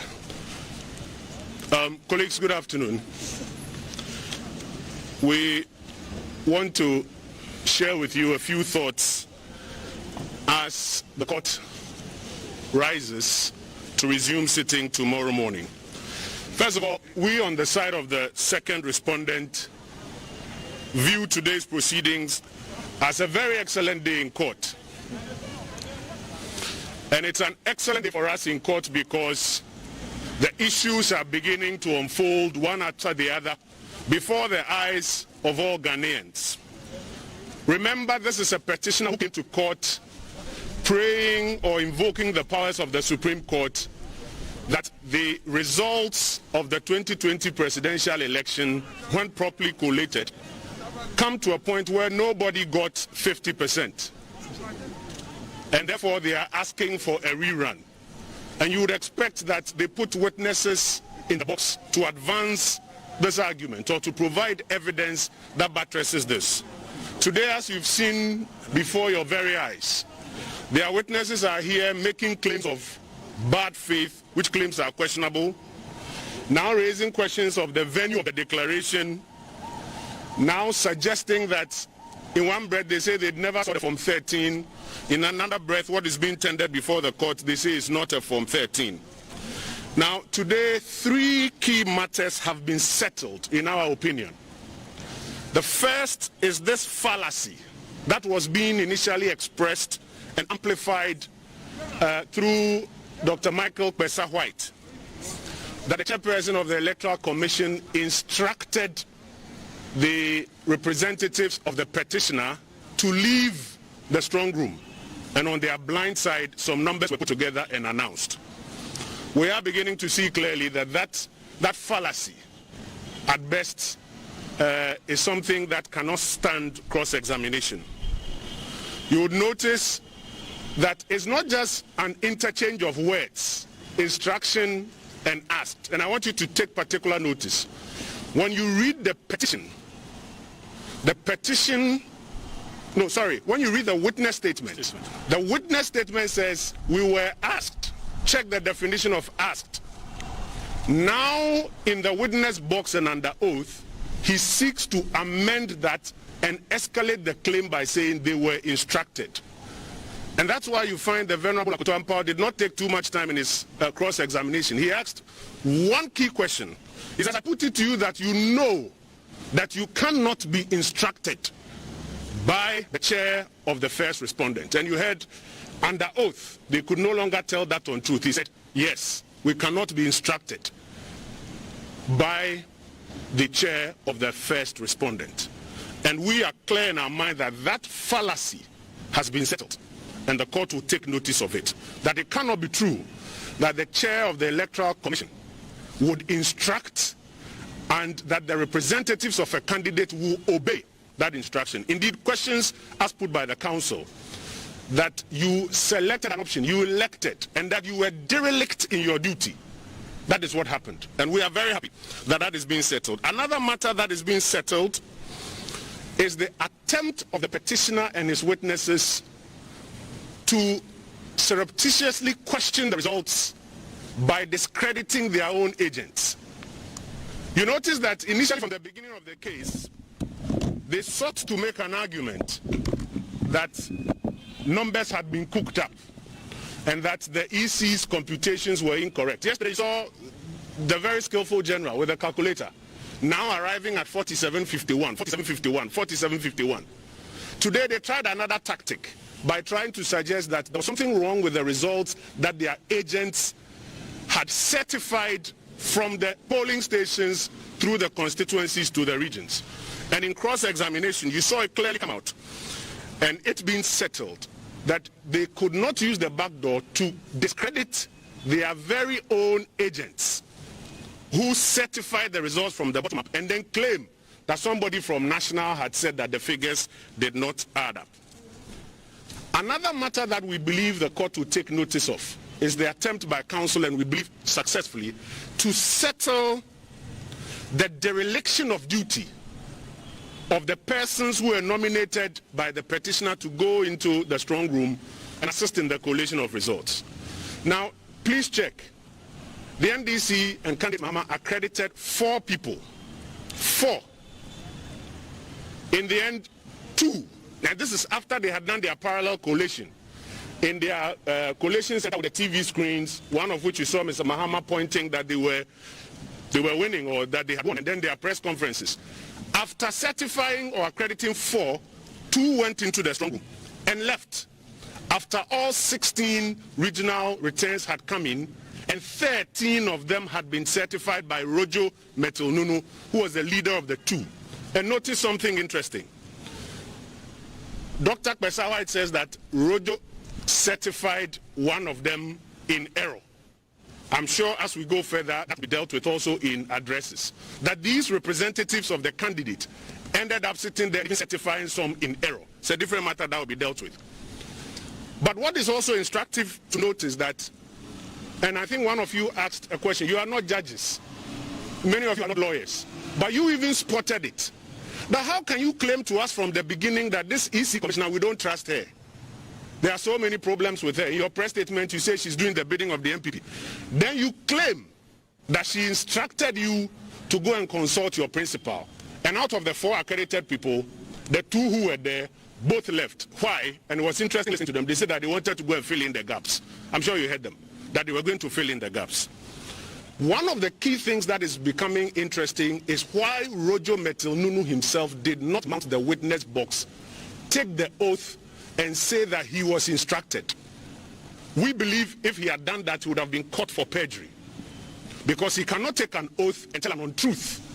And that is why they have resorted to Dr. Kpesa White, who now admits that he never spoke to or was never spoken to by the EC chair, yet he was a subject of an instruction and he was instructed. But the one who heard the instruction, the one who went to the office, is alive, is available, but refuses to take the witness box. We think that it is becoming very clear that as these matters are settled, and as we connect it to the principal issue of did anybody get more than 50%, was the declaration in breach of Article 63.3, the key questions will now come out and be answered. Now, another matter that we need to draw your attention to is this Form 13.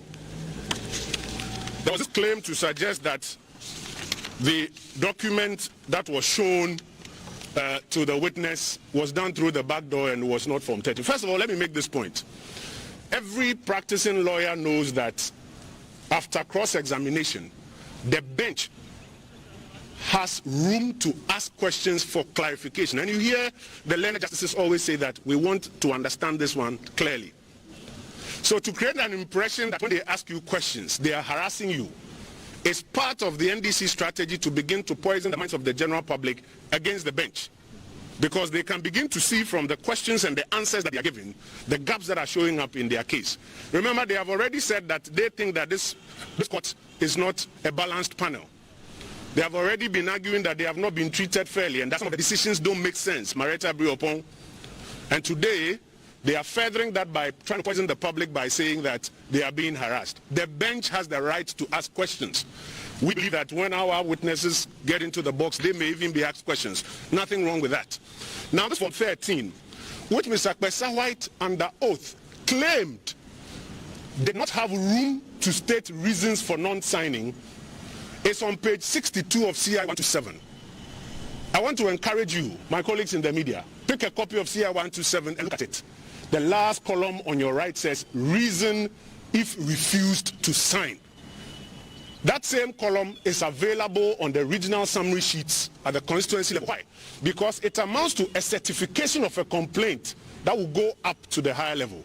So if all your 275 constituency persons did not certify any complaint, and on your regional forms, you have gone ahead to certify all except Sehiwi also, which later Rojo Metilnunu now certified in the strong room, and you claim he did it in error.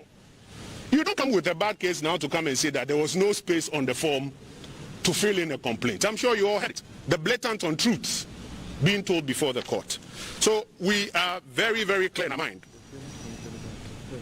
that the matters that the court has settled for itself, which is to determine whether or not nobody got 50%, whether or not the declaration was in breach of Article 63.3, as compared to the matters that they are seeking to attest to today, show clearly that what they've been saying, when put in the box and put under oath, is difficult to defend. We'll take your questions if you have any at this point.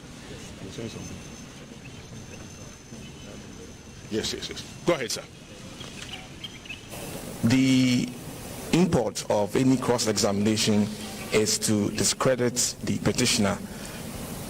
You've explained why your cross-examination by your lead counsel was short-lived, but do you think that he succeeded in discrediting the witness of the petitioner? Well, as I've mentioned, the court in its final judgment would express its view on whether it believes it was successful or not. But as you all watched and followed on television, you saw a witness under oath say that there's no room to state reasons, and be confronted with versions of it that show that there's room to state reasons. You also a witness who in his witness statement had earlier said that I was asked and I changed it to mean instructed. And then when put under further cross-examination that, but you know you cannot be instructed, admits that, well, actually I cannot be instructed. You saw a witness who claimed he had been trained, yet claims that somebody instructed him to act contrary to the training that he had been given. So it is not for us to determine whether or not it succeeded. You saw it, and we are hopeful that the bench will come to a conclusion on that at the end of the day. If you look at the case they brought and the witness they brought, was this witness here to prove that nobody got 50%? I'm not sure you heard that witness prove that. Was this witness here to prove that Article 63.3 had been breached? I'm not sure. This witness came at best to say that he was instructed together with Rojo to leave, and later when put to further cross-examination admitted that he cannot be instructed so to do. That was the main thing that this witness came to do. As to how that answers the question of 50% plus one, I'm sure the bench will decide. Also the question of the when and where of the declaration on the 9th of December. On your side, at what point did you know that the declaration was going to happen at the headquarters of the Electoral Commission? I never saw in any of the pleadings, no paragraph, in which they raised an issue with the venue of the declaration of the presidential election results and suggest even faintly that therefore amounts to an illegality or an unconstitutionality. They never raised it even in their pleadings. So when you put a witness in the box and you have made pleadings, the gravamen of your case is that nobody won 50%. You have made pleadings, the gravamen of your case is that the declaration is unconstitutional. And you bring a witness and the crux of his argument is that I was instructed to leave. And they did the declaration in a different place than they had earlier announced. If it's our imagination, we look forward to what the court will say on that. What I find interesting is a comment made by Dr. Ayine here, that the exchanges between them and the bench today has no probative or has no effect on the probative value of the evidence they have put before the court. I find it very interesting. And I agree with him.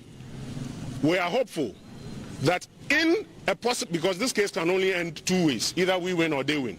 In an event that they do not win, they do not come back to cite such matters, that this is why, because they have told you that they know from their 25 years of practice that it has no effect on the probative value of the evidence before the court. And we all look forward to that. My colleague Nanabi will do a quick summary for us. Okay. Abusanfo, where there, Madama, ye bebono tau. Nedi kai, ene ayada etoso enson a court. Ene Dr. Kwesa White, adakam. Near tutu na no yenya yehu kwan a ne nsema na oka no ensisi so. Obusano asamoa na ose ni colleague Rojo Metonunu inso yamfa no ama metena adakam.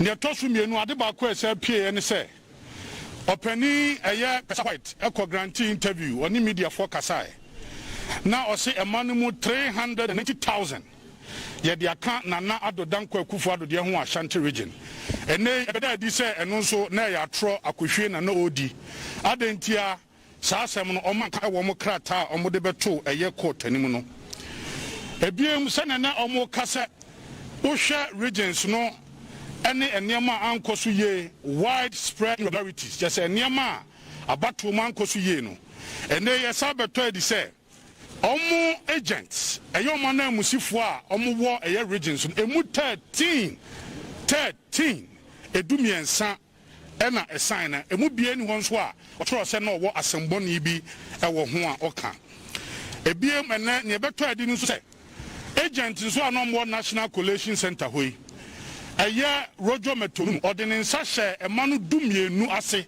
eye krata from 13 no ordinance ehya ase ansa na omu free ho ade ba ko esa beto adi enenso se opani Kwesa White say eye EC chair Madam J Mensa ene hye omu say omu free eye EC headquarters ono mu ne omu presidential candidate enkodi nkomo abusuafo asemwe ene se hu se no so mo hwem na yakofisem san say wo a yatetew wo ye agent wo ye obi anamu sini wo be ye adwuma mo bi esi den na nipa a adnanu bia no mo no esi ni so oye kohwini onye na adwuma ye oye obi o ye bias na okakira wo se free ho na gya wadwuma a wo ye ho na wo so wagi na di ene ye hu se no so esa ye bosirimuka na yakohwie ene ye se hu so se eye opani Kwesa White se eye ono an ho nipa ono ne ye adwuma meja metonunu yi osi krata ni bi ode ne sasha ase no osan wie ye no ana na adwuma na asem hu se wa ye mfumso adentire nipa wa ye mfumso no yamfa mama metena daka mu sanse oboa ehu kakra bi enso ehye honom ebiem se uhwe enkoma esa koso enenso a ade ba ko ye se hu ye ene se moye agent mienu mo afantitiyem ye de munyina mo ba begina honom ama eye omampani dada mahama na mo se bibi twetwe mo aso a esi den na mo kase mo mienu nyina no mo free ho na mo akọ boapayo omo boa sabre no na eye from 12 year free regions heba no emu duduo na aba ama mahu se omo pani a omo di nachi eye former president mahama no wadi ntwo wadi nkuguo ntina ewo se okọ na ade ba ko a esa ye anigye ewo mram se ye tutu eye dansini bia no a eye a judge from penifo etimi nso busansem ensemfo no ba ko a eye efree opani obapa getu tokuno ebisa se okay Form 13 was what fantitium. One who be paying, or say I'm paying. And now, or de Nedia, Kutano, a Chereno, or the Chereno, or say, and yan, Nenim, a Busia, and also Yasat Samu say, a truck a year, a year CI 127 Ebinye, say, Oko a year page 62 and 63. A year sample of the Form 13, no, a bill declaration of presidential resource form, any a Busian 4. Etini omo sabe gina afidie ya chisa kan ye se enim ramu no omo boa eno so ya kohwie kese a eno so ebeto edi na ne kura no so obeka ya eye judge penny obapa mariama owusu so busa se nyemdi kan kan mo ye mienu ejade na mo bi se bitwetwuma so kura ba ko pe enkachi no no hwe ne ye koso omo anya anu ye enso ama justice ya wapo ebusa se okay Mujumedia Mudi Nano. Muye agent. Now do you act on the instructions of your principal? And I say on the instructions of the EC na onye mujin. Just say Ayan Shama Muse also is some more Kamudiswana. Say Basadi and Kamako say Juma Yadisha Sano and Watuni Peshi and Wajahonomako. A ho openi chachu kasa or kaye Yamianum Nukrimoya and Yafe. Enya kasa ehutie kra etimi kacha judge and say they are harassing your witness. Very unfortunate statement.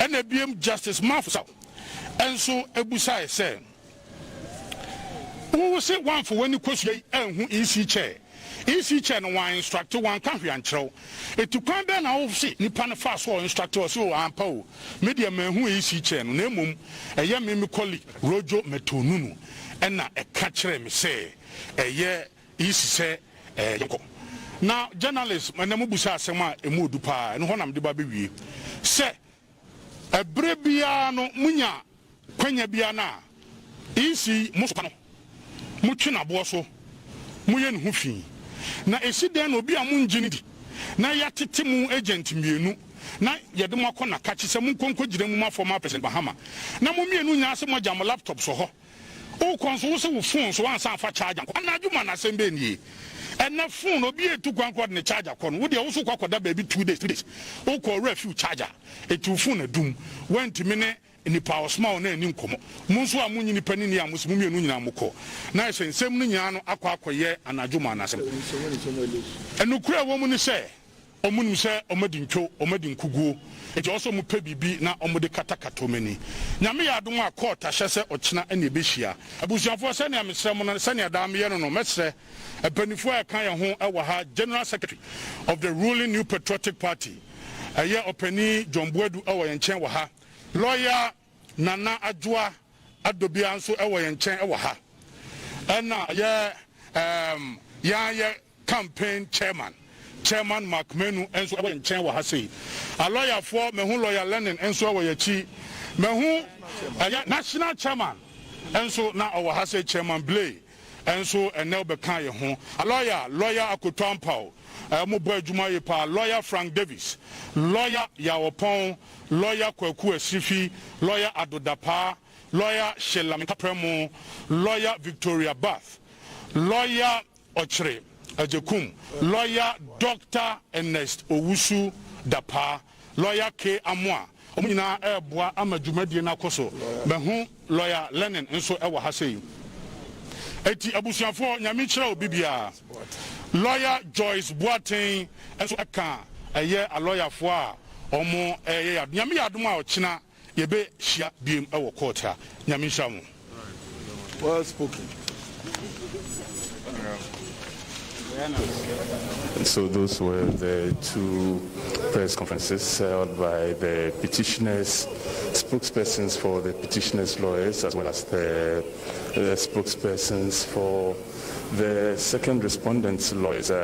So what happened in court today was that the second witness for the petitioner, Dr. Michael Pesa-White, was in the witness box to testify to the claims of the petitioner. He was first cross-examined by the counsel for the first respondent, Mr. Justin Amenuvo, and after that he was also cross-examined very briefly by the counsel for the second respondent, who did not spend up to 3 minutes asking him. Basically, he asked him just one question to confirm whether or not he was asked to leave the strong room or he was instructed to leave the strong room. We have GhanaWeb, who is one of the spokespersons for the legal team of the second respondent. Thank you very much. We just heard you speak to the media, but again, for the purposes of education and breaking down the issues to very many viewers, in court today, Dr. Michael Pesawhite exposed certain happenings at the EC. Indeed, he says that as at the time the results were declared, the petitioners' representatives were absent. You have been following elections for some time. You are a national youth organizer for your party. What is usually the practice at the strong room, especially just before elections are declared? Thank you very much. I mean, all of these practices, as you mentioned, I mean, they are often the law, majority of them. And again, the witness from Dr. Pesawhite obviously exposed the incoherent and then inconsistent nature as put out in his witness statement. Now, if you are an agent, you are not under the instructions of the Electoral Commission. You are under the instructions and you are representing your principal. In this case, your principal is the former President Mahama. So whatever goes in there, the EC, and you have even been given the power. And then don't forget, before you even represent the former president or any candidate at all, the candidate would have to write a letter, would have to give you that authority by way of a particular document, which will be sent to the EC that Dr. Pesawhite is representing me, the candidate Mahama, and then Rojo Metonunu is also representing myself. So two candidates representing me. So clearly, you are not under the instructions of the Electoral Commission. You are under the instructions and then under the direct orders of your principal, in this case, Mr. Mahama. So for Mr. Pesawhite said that they left on the instructions of the Electoral Commissioner, Madam Jane Mensah, when indeed in the box, he had also yes. Let me finish this statement. When indeed in the box, he had admitted that he never personally saw the EC chair, and the EC chair never personally directed that instruction. So on what basis are you saying that you were instructed? And then we are told that, oh, it was my colleague, Rojo Metonunu, who had a discussion with him, and then he also came to tell me. Meanwhile, Rojo Metonunu is not in a witness box. So he's given a lot of incoherent